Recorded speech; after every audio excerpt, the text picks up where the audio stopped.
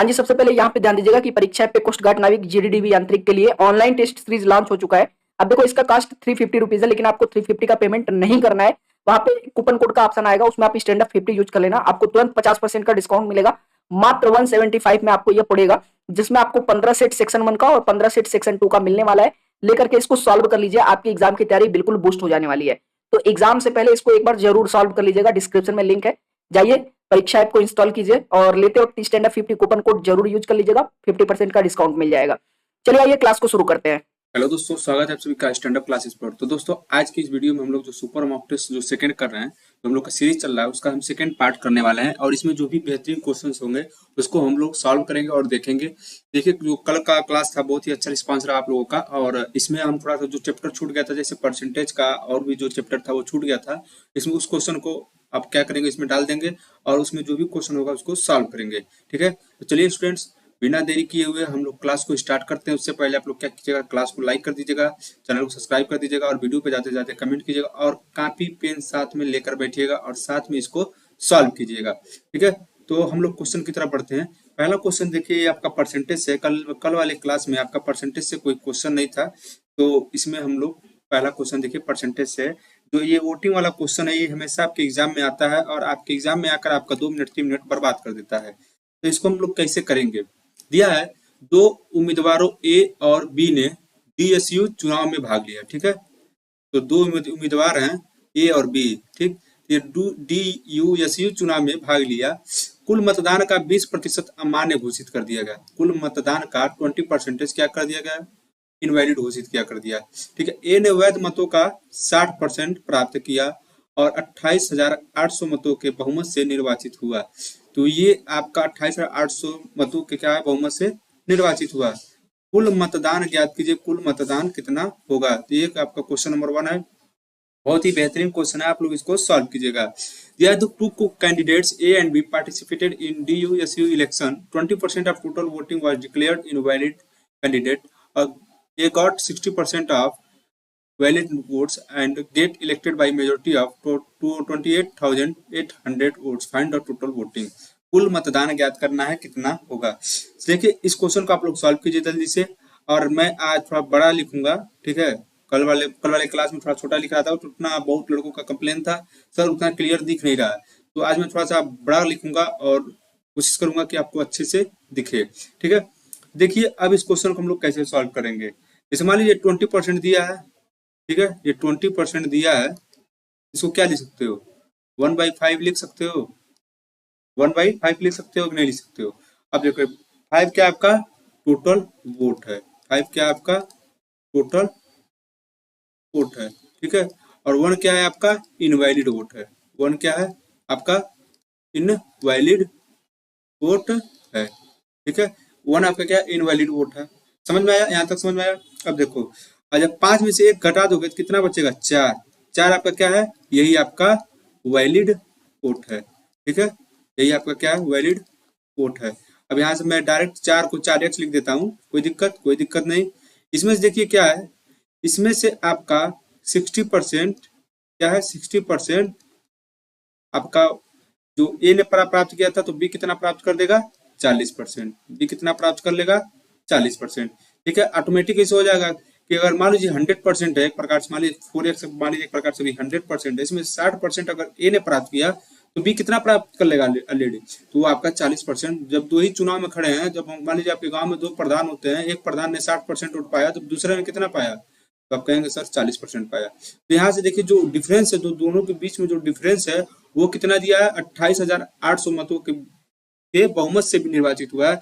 इन दोनों का जो है, इन दोनों का जो अंतर कितने का है, 20% का, 20% का अंतर है। यहाँ पर हम लोग सॉल्व करेंगे। अब 20% का अंतर, तो 20% किसके बराबर है, 28,800 के बराबर है। ठीक है, 20% किसके बराबर, इसके बराबर है। अब यहाँ से देखिए, तो यहाँ से ऐसे भी कर सकते हैं, 20% बराबर ये आपका दिया है 28,800। ठीक है, ऐसे भी कर सकते हैं। अब यहाँ से 28,800 गुणे 100/20, 100/20, ये आपका यहाँ से मान लीजिए हमको x 4x यानी x का मान निकालना था, यहाँ 4x भी लिख सकते हैं, तो 4 को इधर भेज देंगे तो ये आपका कितना आ जाएगा, ये आपका आ जाएगा पूरे 4 कर दो, ये आपका आ जाएगा यहाँ से काट दो, ये आपका 4 7 7 28 4 दूना 7200, ये एक्स बराबर कितना आ गया 36,000, एक्स बराबर कितना आ गया 36,000 आ गया। तो एक्स किसका मान है अभी 4 वाले का मान है, तो यहाँ से हमको क्या निकालना है, टोटल वोटिंग निकालना है, यानी 5x का मान निकालना है। तो 1 यूनिट का, अगर मान लीजिए एक्स नहीं लिखते तो यहाँ 1 यूनिट करके भी लिख सकते हैं, कोई दिक्कत नहीं है। तो 1 यूनिट का मान 36,000, तो 5 यूनिट का मान कितना हो जाएगा 1,80,000। Option number B is the right answer आपका होगा। तो यहाँ से मैं लिख देता हूँ 5x, यहाँ से 5x टोटल वोट निकालो आप लोग, ये आप लोग मल्टीप्लाई कर लो। तो क्वेश्चन नंबर 1 का option number B is the right answer. अब बढ़ते हैं क्वेश्चन नंबर 2 की तरफ। ये सब क्वेश्चन आपके एग्जाम में आएगा, थोड़ा सा और घुमा देगा ये क्वेश्चन, ठीक है, क्योंकि क्वेश्चन इजी है, ठीक है, ये क्वेश्चन बहुत इजी है, लेकिन जब आपके एग्जाम में क्वेश्चन आता है तो इजी क्वेश्चन आपसे बहुत ज्यादा गलत होते हैं। मैंने ये नोटिस किया है, जैसे इजी क्वेश्चन आएगा तो आप गलत कर देते हैं जल्दी जल्दी के चक्कर में। देखिए इस क्वेश्चन में दिया क्या हुआ है, एक उम्मीदवार को 25% अंक प्राप्त करने हैं, कितने 25%, और वह 30 अंकों से अनुत्तीर्ण हो जाता है, जबकि एक अन्य उम्मीदवार जो 50% अंक प्राप्त करता है परीक्षा उत्तीर्ण करने के लिए आवश्यक न्यूनतम अंकों से 20 अंक अधिक प्राप्त करता है। परीक्षा के लिए अधिकतम अंक ज्ञात कीजिए। जैसे कह रहा है कि क्वेश्चन को पढ़ना सीखो।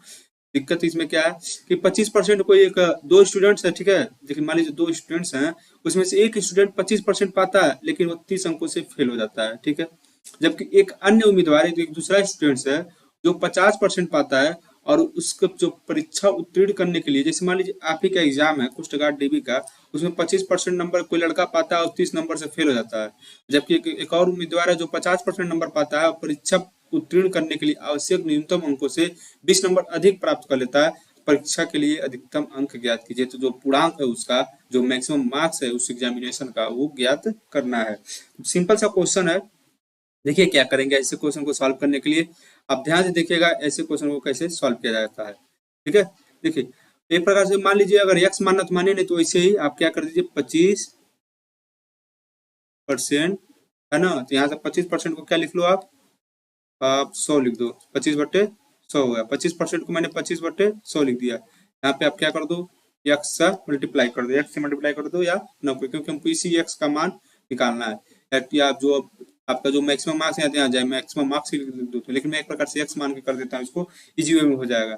ये प्लस ये 30, अगर वो जितना नंबर पाया है अब प्लस 30 नंबर और पा जाता है, जैसे मान लो 600 का पूर्णांक है, प्रकार से समझना 600 का पूर्णांक है, ठीक है, और उसमें से वो 25% नंबर पाया, 25% नंबर पाया तो 25 का 150 हुआ, अब प्लस 30 नंबर और पा जाता तो वो पास हो जाता। ये था तो, लेकिन ये ऐसा नहीं करेंगे। आप देखिए ये आपका ये ऐसा था, ऐसा करना है, लेकिन यहाँ पर आपका जो मैक्सिमम मार्क्स है वो नहीं दिया गया है। तो वो जब वो नहीं दिया गया है तो यहाँ से बराबर करके फिर लिखो जो मैक्सिमम मार्क्स है उसका x का 50% नंबर दूसरा कैंडिडेट पाया, ठीक है, x का 50% दूसरा कैंडिडेट पाया, यहाँ परसेंटेज हट जाएगा, ठीक है, यहाँ परसेंटेज हटा देते हैं क्योंकि 100 लिख दिए। अब माइनस का 20 करोगे, क्यों माइनस करोगे ये भी ध्यान से सुनो, ये हमारा इक्वेशन बन गया। अब क्यों करोगे ये ध्यान से थोड़ा जानना जरूरी है, करने को तो बता दिया लेकिन करना कैसे है। जैसे देखिए मान लीजिए अगर हम एक प्रकार से आपके एग्जाम का मार्क्स है 600, ठीक है, ध्यान समझिएगा 600 है, 600 का 25% पाना है, 600 का 25% पाना है, ठीक है, तो यहाँ 25/100 हो जाएगा। अब प्लस 30 नंबर से फेल हो रहा है, 30 नंबर और पा जाता तो वो पास हो जाता, 30 नंबर और पाता तब ना वो पास होता। तो जो 30 नंबर पाएगा तो ये आपका यहाँ से 30 नंबर ऐड कर देंगे, यहाँ जब इसको सॉल्व करेंगे तो 6 यानी कितना जाएगा 180 आ जाएगा, ठीक है, यहाँ तक समझ में आया। अब मान लो अगर हम फिर 600 पूर्णांक है, अब दूसरा लड़का क्या है 600 पाता है, 600 का पूर्णांक में 50% पाता है और कितने नंबर फेल होता है वो फेल होता है, सॉरी 20 नंबर अधिक पाता है। 20 नंबर क्या पाता है वो अधिक पाता, जितना भी नंबर है, जितना भी नंबर चाहिए उसमें से वो 20 नंबर अधिक प्राप्त करता है। तो परीक्षा के लिए अधिकतम अंक ज्ञात कीजिए। यहाँ से आपका क्या हो जाएगा 20, यहाँ से माइनस कर देंगे, जब यहाँ से माइनस करेंगे 50 छके 300 माइनस 20 यानी ये आपका हो जाएगा 280। तो ये आपका 280 हो गया।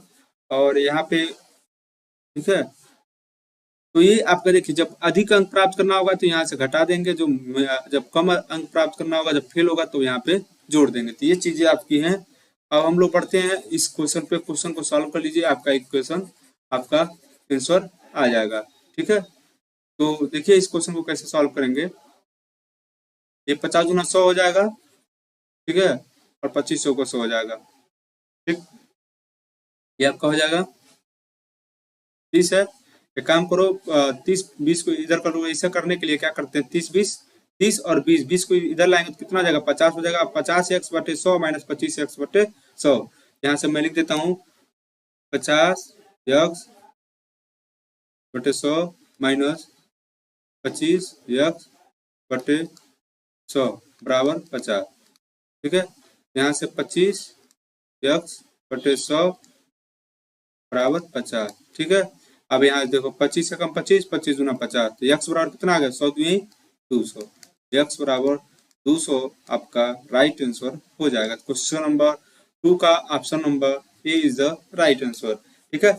अब देखिएगा क्वेश्चन नंबर 3 की तरफ चलते हैं। बहुत ही बेहतरीन क्वेश्चन है। एक व्यक्ति ने यात्रा का 1/3 भाग, आप देखिएगा 1 किलोमीटर प्रति घंटा है, ठीक है, इंग्लिश में देख लीजिए आप लोग। A man covered 1/3 part of a journey at an average speed of 1 kilometre प्रति घंटा। तो जो स्पीड है उसका ये यहाँ पे ये इसका कितना है, ये 1 किलोमीटर प्रति घंटा, ठीक है। 1 किलोमीटर प्रति घंटा की औसत गति से यात्रा के अगले 1/3 भाग को 20 किलोमीटर प्रति घंटा की औसत गति से तथा यात्रा के शेष भाग को सी किलोमीटर प्रति घंटा होगा। इंग्लिश में सही है, हिंदी थोड़ा सा मिस्टेक है।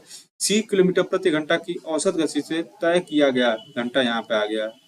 पूरी यात्रा के दौरान उसकी औसत गति ज्ञात कीजिए। क्या पूछा है, एवरेज स्पीड पूछा है। क्या पूछा है, एवरेज स्पीड पूछा है। क्वेश्चन तो एवरेज स्पीड का है, ठीक है, क्वेश्चन तो एवरेज स्पीड का है, लेकिन यहाँ पे कोई वैल्यू नहीं दी गई है। यहाँ बस आपका मान दिया गया है कि 1/3 भाग को 1 किलोमीटर प्रति घंटा से, 1/3 भाग को फिर अगले 1/3 भाग को 20 किलोमीटर प्रति घंटा से और औसत गति से तथा शेष भाग को 30 किलोमीटर की औसत गति से तय किया। ये आपका क्वेश्चन है, बेहतरीन लेवल का क्वेश्चन है, आपके एग्जाम के लिए इंपॉर्टेंट क्वेश्चन है। ये क्वेश्चन आप लोग देखिएगा ध्यान से, आपको तब समझ में आएगा, ठीक है। अब आप यहाँ से इस क्वेश्चन को सॉल्व कीजिएगा तो आपको आंसर आ जाएगा, ठीक है। सॉल्व कीजिए इस क्वेश्चन को जल्दी से, ठीक है, आप लोग जल्दी सॉल्व कीजिए। देखिए इस क्वेश्चन को कैसे सॉल्व करेंगे।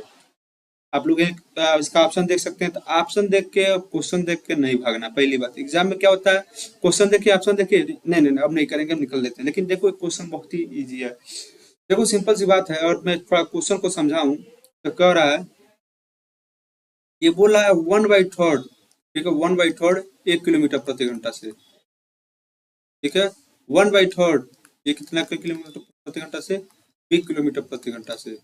अब जो शेष है वो कितने किलोमीटर प्रति घंटा से, 30 किलोमीटर प्रति घंटा से।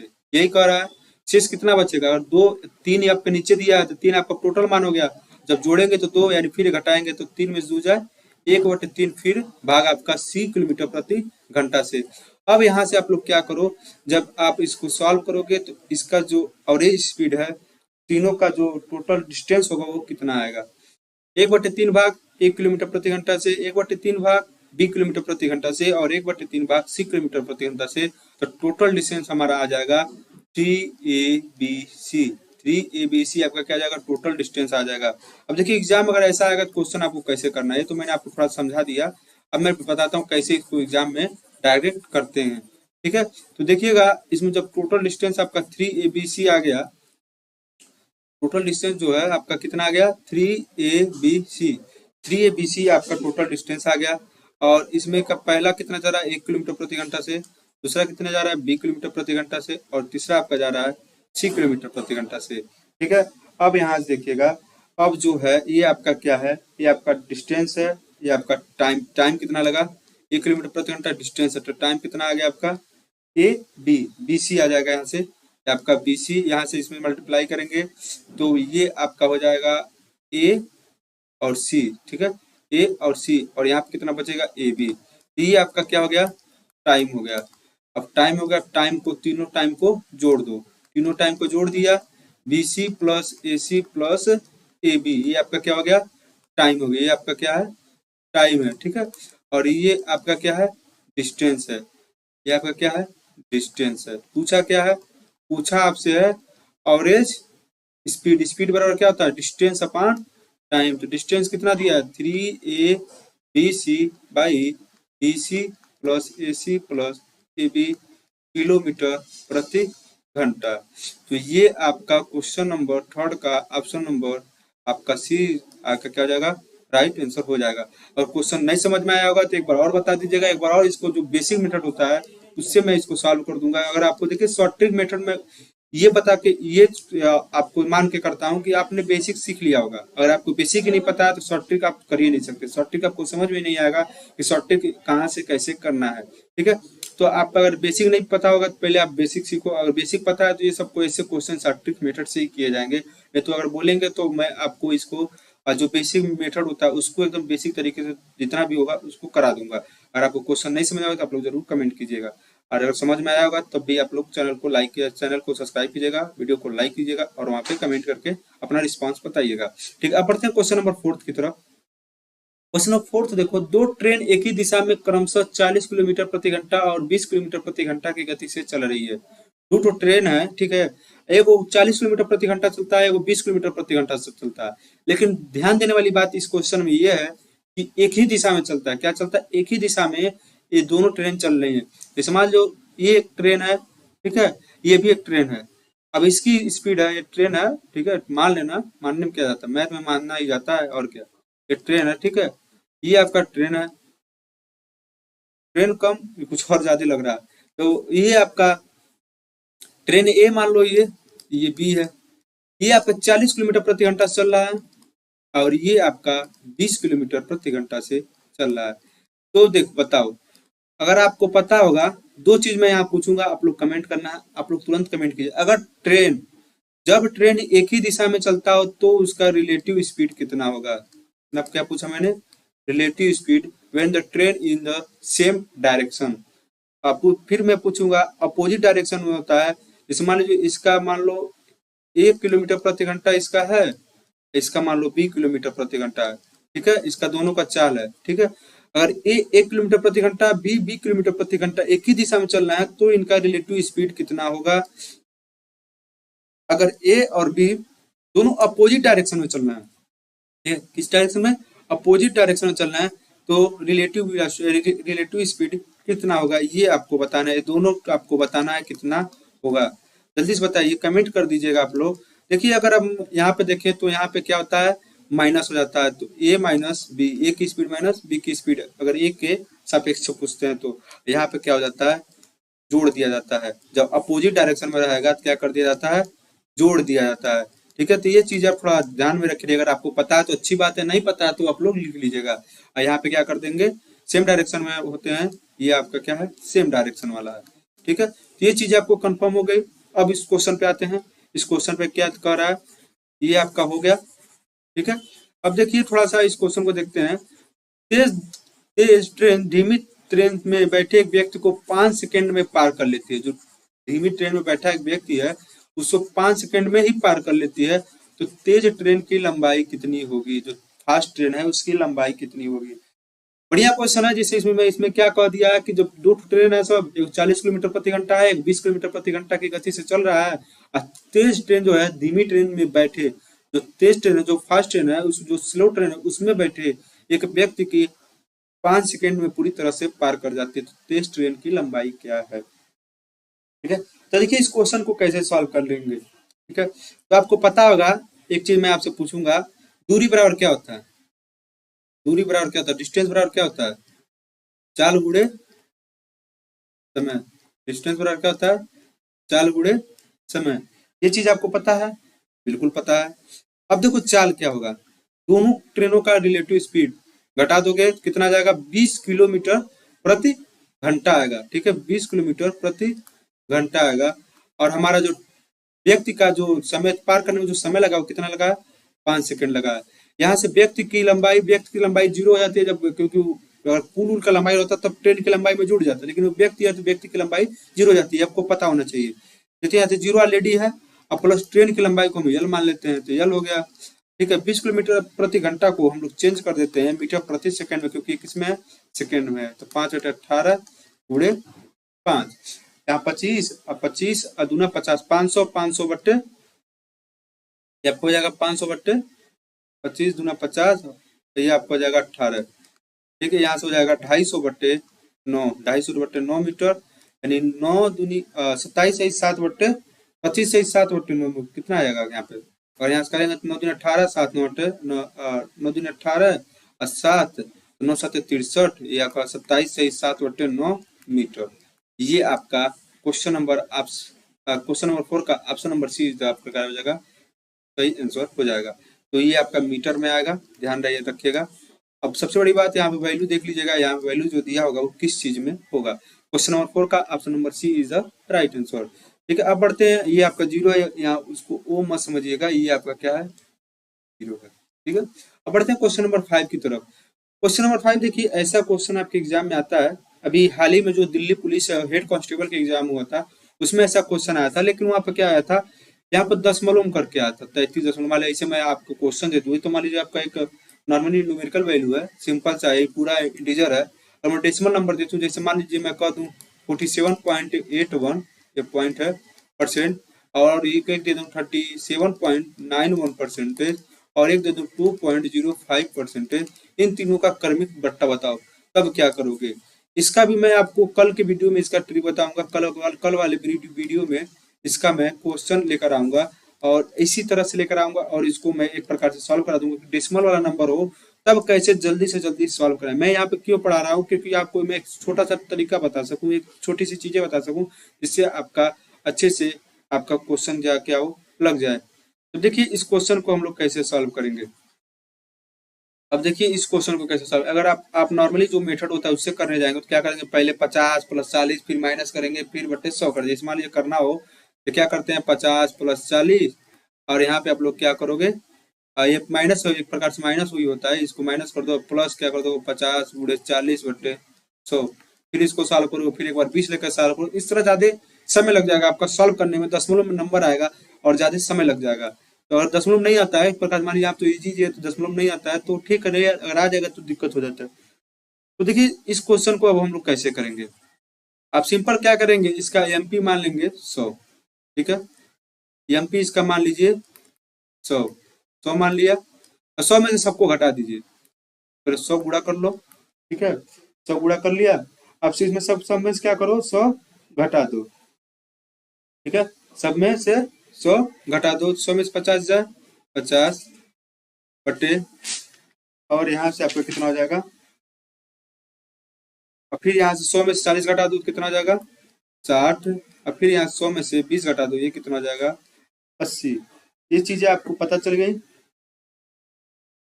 ठीक है, अब बट्टे 100 सबके नीचे लिख दो। समझ में आया यहाँ तक, कोई दिक्कत नहीं। 3 0 से 1 2 1 1 2 3 0 कट गया, 100 से 100 समाप्त हो गया। ठीक है, और यहाँ से 5 ये 2 हो जाएगा। ठीक है, यहाँ से 2 चौको 8 हो जाएगा, 6 चौको 24%। अब ये आपका क्या हो गया 24%। तो समतुल्य छूट ज्ञात करने का बुलाया, 100 में से फिर 24 को घटा दो, 100% माइनस 24% कितना हो जाएगा आपका, ये आपका हो जाएगा 76%। ऑप्शन नंबर आपका D is the right answer. ठीक है, तो ये चीजें समझ में आया होगा। अब बढ़ते हैं क्वेश्चन नंबर 6 की तरफ। देखिए क्या दिया है, एक दुकानदार अंकित मूल्य पर 10% का छूट देता है। एक दुकानदार है, ठीक है, वो अंकित मूल्य पर यानी एमपी पे यानी मार्केट प्राइस पे 10% का छूट देता है और 12% का लाभ प्राप्त करता है। और कितने प्रतिशत का, 12% का लाभ प्राप्त करता है। ठीक है, तो पूछा है सीपी और बाई एमपी का अनुपात कितना होगा, ये आपसे पूछा है। और क्वेश्चन देख लीजिएगा, बढ़िया क्वेश्चन है, ज्यादा बड़ा क्वेश्चन है। अगर इसको बेसिक से करने जाएंगे, जो बेसिक्स होता है इसका, तो क्वेश्चन का ज्यादा टाइम लग जाएगा। मैं इसको बेसिक से नहीं, इसको थोड़ा शॉर्ट से कर दूंगा और इस क्वेश्चन को आप लोग देखिएगा कैसे किया जाएगा। ठीक है, तो सीपी और एमपी का क्या पूछा है, अनुपात पूछा है। ठीक है, सीपी और एमपी का अनुपात पूछा है। अब देखिए एमपी लाभ कितना का हो रहा है, 12% का। तो लाभ जो होगा किस पे होगा, एमपी पे होगा। मान लेते हैं 100 + 12 हो जाएगा। इस प्रकार से मान लिया सीपी इसका 100 है, छूट किस पे देगा, ये 100। ठीक है, सीपी पे ही छूट देगा, अंकित मूल्य पर बोल रहा है 10% की छूट देता है, तो CP 100 माइनस 10 कर दो, ठीक है। तो ये आपको आ जाएगा 90/112, और यहाँ से अगर हम लोग इसको करेंगे तो 45/56, 45 गुना 90, 56 गुना 112। ऑप्शन नंबर ए आपका क्या हो जाएगा, राइट आंसर हो जाएगा। अगर आपको करना होगा तो आप इसको बेसिक से करेंगे तो आपका आ जाएगा, ठीक है। अब देखिए ऐसे किसको कैसे किए हैं। इस हमारी अगर CP, एक दुकानदार अंकित मूल्य पर 10% की छूट देता है, ठीक है, यहाँ तक कोई दिक्कत है। 10 अंकित मूल्य पर 10% की छूट देता है और 12% का लाभ प्राप्त करता है, तो जो 12% का लाभ प्राप्त करेगा इस पे करेगा। और ये ऐसे मैं इसको ऐसे लिखना चाहिए सर, 100 + 12 CP बट्टे MP 100 माइनस 10, ऐसे लिखना चाहिए, लेकिन मैंने इसको डायरेक्ट यहाँ से कर दिया, एक स्टेप यहाँ से डायरेक्ट गायब कर दिया था। तो यहाँ से ऐसे इसको कर सकते हैं, ठीक है। अब कोई दिक्कत, अब हम बढ़ते हैं क्वेश्चन नंबर 7 पे। और कोई दिक्कत होगा इस क्वेश्चन में तो आप लोग इसको एक बार कमेंट कर दीजिएगा, सर इस क्वेश्चन में दिक्कत है, क्वेश्चन नंबर 6 में ऐसा क्वेश्चन। अभी देखिए अभी और भी जो सीरीज चलेंगी उसमें ऐसा क्वेश्चन आएगा, तो मैं क्या करूंगा, कभी कभी आपको थोड़ा बेसिक भी बता दूंगा, तो आप थोड़ा बेसिक से भी कर सकते हैं। अगर आप इसको बेसिक्स करना चाहें तो कर सकते हैं, आप अपने मन से बेसिक्स अगर पढ़े होंगे तो जरूर कर लीजिएगा। देखिए जो ट्रिक है इसका मैं ये बता रहा हूँ कैसे करना है। एग्जाम में देखिए जो परीक्षा होता है आपके, तो उसमें ये नहीं पूछा जाता आपने कैसे लगाया, आपने आपको आपसे ये पूछा जाता है आपका आंसर कितना आया। तो नो मैटर कि आप कैसे लगा रहे हैं, कैसे कहाँ पे प्लस कर रहे हैं, कहाँ माइनस कर रहे हैं, आपसे ये आपको ये जानना ज्यादा जरूरी है कि कैसे लगाया जा रहा है। इस लेवल का क्वेश्चन आया तो कैसे करना है, ठीक है। अब बढ़ते हैं क्वेश्चन नंबर 7 की तरफ। बहुत ही बढ़िया बेहतरीन क्वेश्चन है, और ये लिख के रख लो, आपके एग्जाम में 100% ये आने वाला क्वेश्चन है। इसको आप लोग करो, ये मान लो आप 3 स्टार लगा लो, ये आपके एग्जाम में 100% ऐसा क्वेश्चन आएगा, ठीक है। देखिए क्वेश्चन क्या कर रहा है, क्वेश्चन कह रहा है कि एक हीरे की कीमत उसके वजन के वर्ग के सीधे अनुपातिक है। कितना, वजन के वर्ग के सीधे अनुपातिक है। यदि हीरा गलती से 4 टुकड़ों में टूट जाता है तो वजन, उनके वजन का अनुपात 1:2:3:4 हो जाता है, इसलिए 1,40,000 रुपए की हानि होती है। तो हीरे की वास्तविक कीमत ज्ञात कीजिए, ठीक है। तो आप लोग जल्दी से इसको सॉल्व कीजिए, ठीक है। आप लोग इसको जल्दी से सॉल्व कीजिए, इसका आंसर कितना आएगा, ठीक है। अब देखिए इस क्वेश्चन को सॉल्व करके आप लोग इसका आंसर कमेंट कीजिए। क्वेश्चन नंबर ABCD आपका, क्वेश्चन नंबर 7 का आपका ऑप्शन नंबर ABCD दिया हुआ है, तो आप लोग इसको आंसर देख के इसका सॉल्व कीजिए, ठीक है। जल्दी से सॉल्व करो, बहुत ही महत्वपूर्ण क्वेश्चन है आपके एग्जाम, इसलिए मैं इसको रुका हुआ हूँ। बहुत ही महत्वपूर्ण क्वेश्चन है, ठीक है। आपके एग्जाम में इससे आपका एक क्वेश्चन बनेगा ही बनेगा, तो आप लोग इसको एक बार इसको देख लीजिए, ठीक है। जल्दी से आप लोग इसको सॉल्व कीजिए। देखिए इसमें दिया क्या हुआ है, सिंपल सा क्वेश्चन देखिएगा, इसमें दिया क्या हुआ है। देखिए क्या दिया है, 4 टुकड़ों में टूट जाता है, ठीक है। तो टोटल यूनिट कितना, 1:2:3:4, 4 3 7 2 9 1 10, टोटल यूनिट कितना हो गया 10, 10 का स्क्वायर कर दो, कितना हो गया 100, ठीक है 100, ओके। अब देखो, अब जैसे कह रहा है ये क्या है, हीरे की कीमत उसके वजन के वर्ग के सीधे अनुपातिक है। तो वजन इसका कितना हो गया, वर्ग, वजन के वर्ग का, कीमत के जो वजन इसका 1:2:3, तो इसको जोड़ेंगे तो इसका वर्ग करेंगे तो 100 यूनिट्स आएगा। कितना आएगा, 100 यूनिट्स आएगा, ठीक है। ये हो गया। अब हम बात करते हैं, अब देखो इसमें क्या करेंगे, अब इसका जो कीमत है उसको जोड़ लेते हैं। 1 का स्क्वायर कर लो, प्लस 3 स्क्वायर, प्लस 2 स्क्वायर लिख दो, और प्लस 4 स्क्वायर। इसको करोगे तो 16 और 4 20 और 9 29 1 30, 30 आ गया। अब जो दोनों का ये अंतर है, जो इन दोनों का अंतर है, यानी 70 यूनिट का मान कितना दिया है, 1,40,000, 1,40,000 दिया हुआ है, ठीक है। यहाँ पे 70 यूनिट का मान 1,40,000 दिया हुआ है, ठीक है। तो 1 यूनिट का मान कितना हो जाएगा, 100 यूनिट का मान निकालना हो तो 100 यूनिट का मान कितना हो जाएगा, 1,40,000 बटे 70 गुणे 100, 1,40,000 बटे 70 गुणे 100। यहाँ से जब इसको सॉल्व करेंगे 70 दूना 140, यहाँ से कितना आ जाएगा 20, 1000 20 2 लाख सॉरी 2 लाख। आप जो देख लीजिएगा कितना जीरो आएगा उसमें। तो ये आपका ऑप्शन नंबर बी आपका क्या हो जाएगा, राइट आंसर हो जाएगा। ठीक है, तो यहाँ से आपका ये चीज हो गया। जैसे मान लीजिए जो क्वेश्चन था इसका, ठीक है, उसके वजन के वर्ग के सीधे अनुपातिक है। तो जो उसका वजन का वर्ग है, जो वजन को हीरे की कीमत, जो हीरे की कीमत है वजन के वर्ग के सीधे अनुपातिक है। तो यहाँ पे जो वजन का वर्ग था वो हमने निकाल लिया, फिर वो जो टूट जाता है तो जो इसका अलग अनुपात था उसका भी स्क्वायर करके हमने निकाला, जो दोनों का अनुपात था। आपको अगर ऐसा क्वेश्चन आए तो क्या करना है, एक बार टोटल को जोड़कर सिंपल से याद रखे रहिएगा। एक बार टोटल को जोड़कर स्क्वायर कर लीजिएगा, फिर एक बार अलग अलग करके स्क्वायर कर लीजिएगा, और जो भी उसका अंतर आएगा, जो भी इसका मान दिया हुआ टूटे हुए का मान वो दिया हुआ है, टूटे हुए का मान रख दीजिएगा, पूरे का मान दिया तो पूरे का मान रख लीजिएगा। तो इससे मैक्सिमम करके यही चांस रहता है, जो हानि होता है वही दिया रहता है, जो हानि होगा उसको रख लीजिएगा। और उसके बाद यहाँ से आपका जो आंसर आएगा, जो वास्तविक कीमत आएगी वो आपकी आ जाएगी। तो क्वेश्चन नंबर 7 का option number B is the right answer. ठीक है, अब हम लोग बढ़ते हैं क्वेश्चन नंबर 8 की तरफ। ठीक है, क्वेश्चन नंबर 8 की तरफ बढ़ते हैं। The minimum value of 4 tan square theta plus 9 cot square theta. ये आपको सॉल्व करना है। आप इसका जल्दी से इसका सोल्यूशन दे दीजिए आप लोग। ठीक है, आप लोग जल्दी से इसका सोल्यूशन दे दीजिए। आप देखिए, मिनिमम वैल्यू जब निकालना होता है ट्रिग्नोमेट्री में तो कैसे करते हैं, ये आपको थोड़ा सा ध्यान देने वाली बात है, कैसे इसको किया जाएगा। तो आप सिंपल से एक फॉर्मूला याद कर लीजिएगा। अगर मिनिमम वैल्यू याद करना हो ट्रिग्नोमेट्री में तो क्या करेंगे, 2 root A B, 2 root A B. तो ए का मान कितना दिया है 4, बी का मान कितना दिया है 9। ये क्या निकालने के लिए, मिनिमम वैल्यू निकालने के लिए।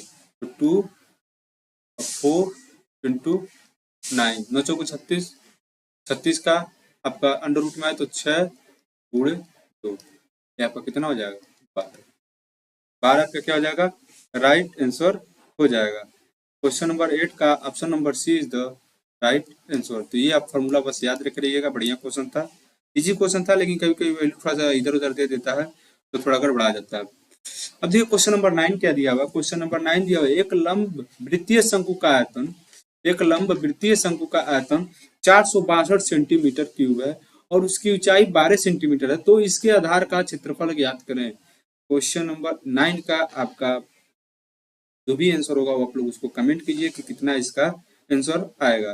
ठीक है, अब देखिए, एक लंब वृत्तीय शंकु का आयतन, तो शंकु के आयतन का फॉर्मूला क्या होता है, शंकु का जो आयतन होता है उसका फॉर्मूला क्या होता है। ठीक है, तो आप लोग इसको जल्दी से कमेंट कीजिए और इसका आंसर कमेंट कीजिए। क्वेश्चन नंबर 9 आप जल्दी से इसको बताइए। ठीक है, जल्दी से बताइए आप लोग, मैं वेट कर रहा हूँ इसको सॉल्व करके। आप लोग 10 से 15 सेकंड का टाइम। और पहला नंबर तुक्का मत मारो यार, देखते हैं बहुत लोग तुक्का मारते हैं, ए बी, अरे होगा सही होगा, ये क्या दिक्कत है। यहाँ तो मान लो सही हो जाएगा, कोई दिक्कत, यहाँ तो तुम वाई और सही हो गया तब भी ठीक है, नहीं सही हुआ तो सॉरी बोल लो। लेकिन एग्जाम में किससे सॉरी बोलने जाओगे, किससे वाई लूटने जाओगे। तो ये ऐसा ना करो कि जिससे आप क्वेश्चन को लगाओ, ना कमेंट करो, बाद में करो, लेट से करो, कोई दिक्कत नहीं, लेकिन आप क्वेश्चन को लगाओ, अपने मन से लगाओगे तो कॉन्फिडेंस बढ़ेगा। हाँ मैंने किया था, मैंने अपने मन से किया था, और अपने मन से नहीं लगाओगे तो कॉन्फिडेंस नहीं बढ़ेगा। ठीक है,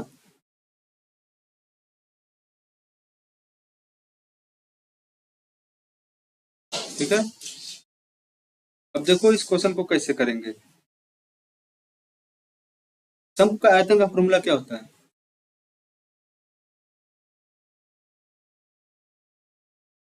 शंकु के आयतन का फॉर्मूला क्या होता है बताइए, 1/3। ठीक है, 1/3 पाई आर स्क्वायर एच। ठीक है, क्या होता है, ये आपका अगर कोण का और वैल्यू पूछा जाए, कोण का वैल्यू कितना होता है, 1/3 पाई आर स्क्वायर एच। ये आपका क्या होता है, कोण का वैल्यू होता है। इसका आपको फॉर्मूला पता है, डायरेक्ट इसको हम लोग करते हैं, 1/3 पाई आर स्क्वायर एच। 462 दिया हुआ है और एच का मान 12 दिया हुआ है। ठीक है, और तो क्या निकालना है, आपका आधार का क्षेत्रफल निकालना है। तब यहाँ से इसको आप कैलकुलेट कर लो, आर का मान कैलकुलेट कर लो, 462 गुणे 3, और यहाँ से पाई का मान 22/7, 7 ऊपर चला जाएगा, 22 नीचे हो जाएगा, और एच का मान कितना है 12 है। ठीक है। तो ये आपका हो जाएगा 22, 22 दूना 44 और 22 एकम 22, ये आपका 21 हो गया। और यहाँ से 3 एकम 3 और 3 चौको 12, ठीक है। यहाँ से इतना हो गया, तो 21 गुणे 7, 21 गुणे 7 बट्टे 4, ये आपका आर का मान हुआ, आर स्क्वायर का मान हुआ। तो जब आर स्क्वायर का मान निकाल, जब आर निकालेंगे तो यहाँ नीचे 2 हो जाएगा, और 7 एकम 7, 7 दूना 14, 147/4 आ रहा है समथिंग आई थिंक। ये आपका कितना आ जाएगा, आर स्क्वायर का मान हो गया, ठीक है। ठीक है, अभी रहने दो, इसका अंडर रूट ना निकालो, इसको ऐसे ही रहने दो, सॉल्व मत करो, ठीक है। इसको यहीं पे ऐसे छोड़ दो। आधार का क्षेत्रफल क्या होता है, आधार का क्षेत्रफल जो होता है वो कितने क्या होता है बताइए। आधार का क्षेत्रफल क्या होता है, आधार का क्षेत्रफल आपका होता है पाई आर स्क्वायर। तो आधार का क्षेत्रफल क्या होता है, पाई आर स्क्वायर। आर स्क्वायर का मान आपने निकाला हुआ है, अब पाई का मान 22/7 गुणे 21 गुणे 7/4, 7 से 7 कैंसिल हो जाएगा। अब 22 गुणे 21/4, इसको जब सॉल्व करेंगे तो ये आपका आ जाएगा, मान लीजिए ऐसे करते हैं तो 11 गुणे 21/2, ठीक है। 11 कम 11, 11 दूना 22, 11 दूना 22, 31, 231, ठीक है। यहाँ तो 115.5 आपका क्या हो जाएगा, राइट आंसर हो जाएगा। क्वेश्चन नंबर 9 का option number C is the right answer. तो ऐसे क्वेश्चन को आप लोग ऐसे करेंगे, थोड़ा सा कैलकुलेशन आपका थोड़ा फास्ट होना चाहिए, थोड़ा इजी क्वेश्चन था, थोड़ा सा आपका कैलकुलेशन जो होना चाहिए वो फास्ट होना चाहिए, और आप कैलकुलेशन आपका फास्ट होगा तभी आप ऐसे क्वेश्चन को कर पाओगे। अब क्वेश्चन नंबर 10 पे चलते हैं। क्वेश्चन नंबर 10 आपका ऐसा क्वेश्चन मैं अभी बता दे रहा हूँ, ठीक है। ऐसा क्वेश्चन अभी एसएससी का है, एसएससी के दिल्ली पुलिस के जो हेड कांस्टेबल का एग्जाम हुआ था, दिल्ली पुलिस, ठीक है। दिल्ली पुलिस का जो हेड कांस्टेबल का एग्जाम हुआ था, सेम टू सेम नहीं कह सकते, इसमें थोड़ा सा वैल्यू चेंज था, लेकिन जो लैंग्वेज था यही कांस्टेबल का एग्जाम हुआ था, उसमें ये आपका आया था, ठीक है। यहाँ पे जो भी क्वेश्चन कराया जाता है आपको, ऐसा मत सोचिए कि आपको कहीं से बुक से उठा के क्वेश्चन दे दिया जाता है, ऐसा कुछ नहीं। आपको जो पेपर में आते हैं क्वेश्चन, वो क्वेश्चन कराया जाता है। जो आपके अभी सीजीएल में आप एक दो क्वेश्चन देखते हो जो थोड़ा टफ होगा, सीजीएल का क्वेश्चन होते हैं, एमटीएस, सीएचएसएल, और जो अदर एग्जाम देते हैं ग्रुप डी, ऐसे मिला के यहाँ से आपके सीरीज को जो पेपर आया होता है उसको सॉल्व कराया जाता है। अदर जैसे मान लीजिए डीबी का जो पिछले साल 1-2 साल में जो पैटर्न होता है, जो लड़के सब बताए रहते हैं सर ऐसा क्वेश्चन आया था, उस पे क्वेश्चन को बना के आपसे पूछा जाता है। ऐसा नहीं है कि कहीं से बुक से उठाया दे दिया, नहीं ऐसा नहीं है। बुक से उठा के देना होता तो मैं बुक का ही फोटो लगा के आपको पूरा बता देता, लेकिन ऐसा कुछ नहीं। ये सब क्वेश्चन आपका एग्जाम में आया होता है, पेपर जैसे मान लीजिए आपको पता होगा जब ग्रुप डी का पेपर हो जाता है ऑनलाइन एग्जामिनेशन, तो उसका पेपर जो आंसर किया जाता है तो उसमें क्वेश्चन पूरा दिया रहता है। उसके बाद ऐसे ही आपका सीएचएसएल, एमटीएस, सीजीएल का भी जो पेपर हो जाता है पूरा ऐसे, किसी भी एसएससी कोई भी एग्जाम कराती है, जीडी का आपका, उसमें सब ऐसे दिया रहता है। और प्लस आपका रेलवे का, और बात करें कोस्ट गार्ड डीबी का, तो जो डीबी का जो पेपर होता है उनको तो मिलता नहीं है। तो क्या होता है, जो स्टूडेंट्स जो रिव्यू दिए रहते हैं कि सर ऐसे करके क्वेश्चन आया था, मान लीजिए 50 से स्टूडेंट्स रिव्यू दिए हैं, 50 क्वेश्चन में सर 15 क्वेश्चन भी तैयार हो जाए, तो उस 15 क्वेश्चन के बेसिक पे क्वेश्चन को तैयार किया जाता है। जो रिव्यू दिया पिछले साल, जो 20 बार जो एग्जाम हुआ था, जैसे आप लोग एग्जाम देने जाएंगे तो आप भी बताएंगे सर ये सर ऐसे ऐसे क्वेश्चन करके आया था, तो उसके बेसिस पे हम लोग क्वेश्चन बनाते हैं। जिससे आपको क्या होगा, पिछले ईयर सर प्रीवियस ईयर का थोड़ा आइडिया हो जाएगा कि कैसे क्या होता है, ठीक है।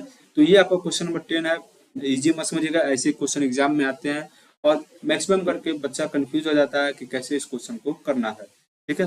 देखिए अभी एक और क्वेश्चन आया था दिल्ली पुलिस में, मैं एक बता देता हूँ आपको, x + 1/x, ठीक है। इसका मान शायद समथिंग करके दिया था, शायद 3 दिया था, अब पूछ लिया था x + 1/x⁴। एक ये क्वेश्चन हो गया।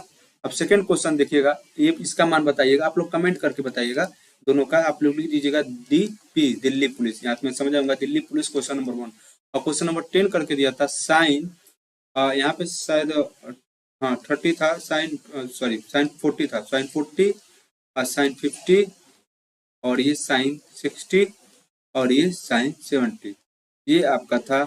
ये आपका क्वेश्चन नंबर सेकंड था। और यहाँ से ये आपका 1 और 2 क्वेश्चन हो गया।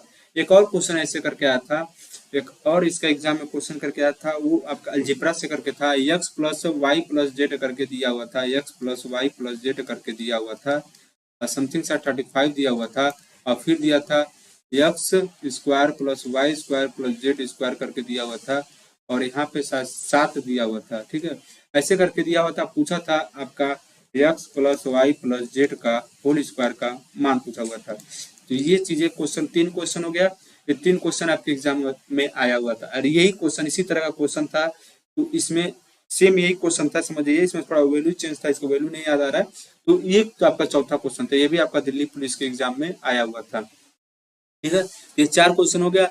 और भी क्वेश्चन है, और अगर कुछ याद आता है तो मैं आपको बता दूंगा। आपका और कोई तो इतना खास नहीं आया आपका। और आपको जो भी लड़का दिल्ली पुलिस का पेपर दिया होगा उसको ये पता होगा, ये क्वेश्चन आए थे 20 तारीख को आए थे, 20 तारीख वाले शिफ्ट में, आपके सेकंड शिफ्ट में ये सब क्वेश्चन आया हुआ था।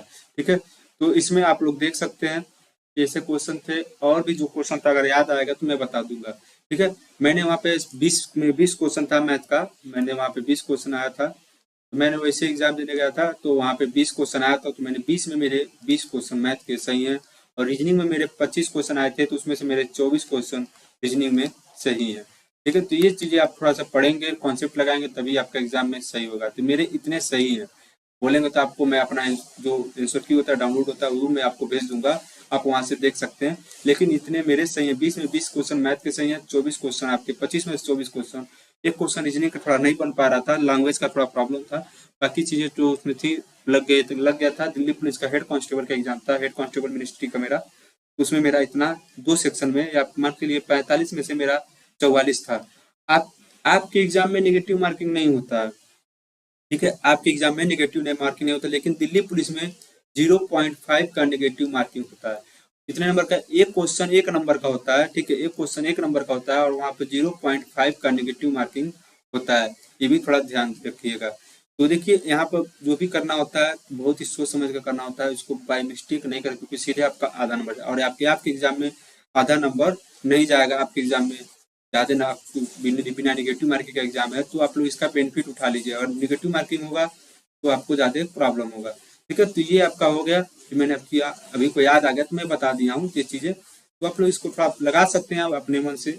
मैं आपको बस एग्जाम से देखिए, आप कितना हो मॉक लगा लें, कितना हो वो कर लें, जब तक आप एग्जाम प्रेशर नहीं हैंडल करेंगे तब तक आपके लिए कुछ भी पॉसिबल नहीं है। पहले एग्जाम प्रेशर हैंडल करना सीखो, खुद को एग्जाम के माहौल में डालो, और जब भी घर पे बैठो मोबाइल लैपटॉप जो भी आपके पास है उससे जब भी आप मॉक टेस्ट लगाओ तो ऑनलाइन मॉक टेस्ट दो, ऑफलाइन मॉक टेस्ट दो, और एक माहौल बनाओ कि मुझे इतने ही समय में करना है। ठीक है, अब इस क्वेश्चन को देखते हैं कैसे करना है। इस क्वेश्चन में सीधे सी बात है, आप देखेंगे तो ऊपर है A and B टुगेदर है 1210 रुपया। ठीक है, and if of S amount is equal to the B of BS amount. I think question में कुछ गलत है, इसमें कुछ थोड़ा सा प्रॉब्लम हो गया है, इसमें जो मान दिया है ये है नहीं। ठीक है, ये आपका होना चाहिए, ये आपका यहाँ पे कुछ गड़बड़ है, क्योंकि क्वेश्चन बनेगा नहीं, यहाँ पे कितने भाग है वो नहीं दिया गया है, तो ये थोड़ा सा यहाँ पे मिस्टेक है। मैं इसको एक बार देख लेता हूँ इसको क्या करना है। ठीक है, यहाँ पे भाग कुछ होगा, यहाँ पे जो टाइपिंग में मिस्टेक्स हो गया है तो यहाँ पे ये थोड़ा गलत हो गया है।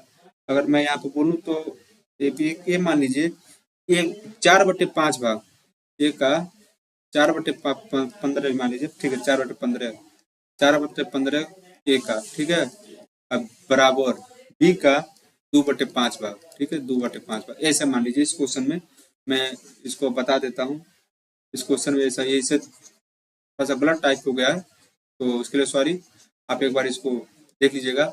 ये आपका हो जाएगा 4/15 ए का भाग। ठीक है, और 2/5 बी का भाग बराबर है। अब कितना पैसा है? 1210 रुपया। अब इसको आप लोग सॉल्व कीजिए और इसका आंसर निकालिएगा। ये आपका यहाँ से ये क्वेश्चन बन गया है, जो यहाँ पे लिखना चाहिए था लिखा नहीं पाया है, तो ये आपका क्वेश्चन नंबर 10 का ये क्वेश्चन बन गया। अब देखिए यहाँ से जब a/b निकालेंगे तो आपका कितना हो जाएगा? a/b निकालेंगे तो 2/5 गुणे 15/4, 5 × 15, 2 दूनी 4, ये कितना जाएगा? 3/2 हो जाएगा। ठीक है, 3/2 हो गया। अब देखिए क्या करेंगे, जब 3/2 हो गया, अब इसके बाद क्या पूछा है कि दोनों ए और बी के पास एक साथ 1210 रुपया है, तो दोनों का 5 यूनिट का मान कितना दिया? 1210 रुपया दिया। बी का पूछा, बी का कितना यूनिट है? 2 यूनिट है, तो 1210/5 गुणे 2। ठीक है, 1210 गुणे 2/5। अब यहाँ से इसको सॉल्व कर लो, जो भी आपका आएगा 5 दूना 10, 5 चौको 20, 5 दूना 10, यानी 484 रुपया आपका क्या आ जाएगा? राइट आंसर हो जाएगा। क्वेश्चन नंबर बी का आपका राइट आंसर हो जाएगा। तो ये आपका आज के क्लास रहा। कुछ 10 क्वेश्चन थे, 10 क्वेश्चन मैंने करा दिए। बाकी अगले क्लास में जो भी क्वेश्चन, जो भी चैप्टर से क्वेश्चन छूटेंगे उसको हम कराते रहेंगे। जैसे मान लीजिए 10 क्वेश्चन में पूरे चैप्टर को लाना थोड़ा सा पॉसिबल नहीं है, लेकिन जो भी आएगा मैं उसको करा दूंगा कि कैसे क्या करना है। ठीक है, 10 क्वेश्चनों के अपनी प्रैक्टिस को आप जारी रखे रहेंगे और जो भी क्वेश्चन मिले आप उसको सॉल्व करेंगे। अगर आपको अच्छे से अच्छा स्कोर करना है, अगर आपको भी फुल मार्क्स में फुल मार्क्स स्कोर करना है, कॉन्फिडेंस लाना है। देखो एग्जाम में सब बैठते हैं, लेकिन क्या होता है कि हम जो किए क्या वो सही किए, एक्यूरेसी जो लेवल होता है वो क्या सही है, जो भी एक्यूरेसी लेवल है वो कितना सही है। ठीक है, एक्यूरेसी लेवल जो है वो कितना सही है, कितना आपका आ रहा है, ये आप पे थोड़ा ज्यादा डिपेंड करता है। ठीक है, तो मैं अपनी बात करूं तो मैंने अभी हाल ही में दिल्ली पुलिस का एग्जाम, पेट का एग्जाम दिया था। तो पेट में जो आपको पता होगा 15 तारीख का जो फर्स्ट शिफ्ट था, अगर आप यूपी से बिलोंग करते हैं, यूपी से बिलोंग करते हो तो यूपी ट्रिपल एससी पेट, ठीक है, यूपी ट्रिपल एससी पेट का एग्जाम हुआ था, जो आपका अभी 15 अक्टूबर को फर्स्ट शिफ्ट में एग्जाम था, सेकंड शिफ्ट था, फिर 16 तारीख को था। तो उसमें देखिए जो मेरा स्कोर था, जो मेरा मैथ का स्कोर मैं बताऊंगा, उसमें 20 क्वेश्चन आते हैं मैथ का डीआई के। और जो जिसका फर्स्ट शिफ्ट में डीआई होगा वो उसको पता होगा किस लेवल के डीआई आए थे, कैलकुलेशन कितना वो अच्छे लेवल का था। उसमें 20 क्वेश्चन में 20 क्वेश्चन वो, अब प्लस 5 क्वेश्चन नॉर्मली मैथ का आता है, तो 25 क्वेश्चन टोटल मैथ के आते हैं। तो 25 क्वेश्चन में से 25 क्वेश्चन मेरे क्या थे, मैथ के सही थे। ठीक है, ये मेरा मैथ का जो स्कोर था, मैं मैथ पढ़ाता हूँ इसलिए मैं बस आपको मैथ का स्कोर बता रहा हूँ। 25 में 25 मेरे वहां भी सही थे, वहां पे भी निगेटिव मार्किंग था। तो आप कॉन्फिडेंस लेवल देख सकते हैं कि मुझे पता है जो मैं कर रहा हूँ वो सही कर रहा हूँ। तो इसी तरह आपका भी, मैं इसलिए जो बताया, मैं ये नहीं बता रहा हूँ मैं बेस्ट हूँ, मैं चाहे मैं अच्छा हूँ, मैं ये नहीं बता रहा हूँ, मैं ये बता रहा हूँ कि जब आप अच्छे से प्रैक्टिस करे रहेंगे, आप भी जब अच्छे से क्वेश्चन को लगाए रहेंगे, तो आपका भी जब कॉन्सेप्ट क्लियर होगा तो आपका भी आराम से जो भी क्वेश्चन करेंगे सही करेंगे। और जैसे एग्जाम देके आएंगे आपको पता चल जाएगा कि हाँ भाई 100 क्वेश्चन था, उसमें मैंने 80 क्वेश्चन किए, तो 80 के 80 सही है। एग्जाम देने के बाद ही नहीं, एग्जाम देने के 10 दिन बाद भी लगना चाहिए कि मैंने जो 80 क्वेश्चन किया था 80 क्वेश्चन सही हो। और मैक्सिमम होता क्या है, जब हम भी जब एग्जाम देते थे तो ऐसा होता था, हाँ 100 क्वेश्चन आया था, 70 किया हूँ, 70 एग्जाम सेंटर से निकलता था, 70 हुआ, हाँ 70 रेलवे स्टेशन में पहुंचता, अच्छा चलो ठीक है, पाँच पाँच 7 क्वेश्चन गलत हो गए, 62 सही है, प्लस माइनस करके 62 सही है। तब तक घर आ जाता था, अरे यार रिव्यू देखता था, 55 क्वेश्चन, 55 50 55 बन ही रहा है। अब कुछ दिन बाद चलो 40 45 बन रहा है, कट ऑफ मेरे ख्याल से 28 जाएगा, हो जाएगा। ऐसे करके अपने आप को दिलासा देते थे। ये प्रोसेस होता है लड़कों का, जो अभी तैयारी में उतरते हैं उनका ये एक प्रकार से प्रोसेस होता है। यहाँ पे एग्जाम में जाते हैं तो इतना सही होता है, फिर बाहर निकलते इतना, फिर यहाँ पे ऐसे ऐसे करके इनका ऐसे आता है। ठीक है, बाकी जो भी चीजें हैं, आपको कोई भी परेशानी हो आप कमेंट करके अपना क्वेश्चन पूछ सकते हैं, कोई भी दिक्कत हो आप पूछ सकते हैं, क्वेश्चन को सॉल्व कीजिएगा। और जो भी क्वेश्चन आपको मिलता है यहाँ पे, इसका पीडीएफ वगैरह आपको टेलीग्राम पे मिल जाएगा, आप चाहें तो वहां से आप उसको लेके आप उसको पढ़ सकते हैं। ठीक है, तो आज के क्लास में बस इतना ही, मिलते हैं अगले क्लास में, तब तक के लिए जय हिंद जय भारत।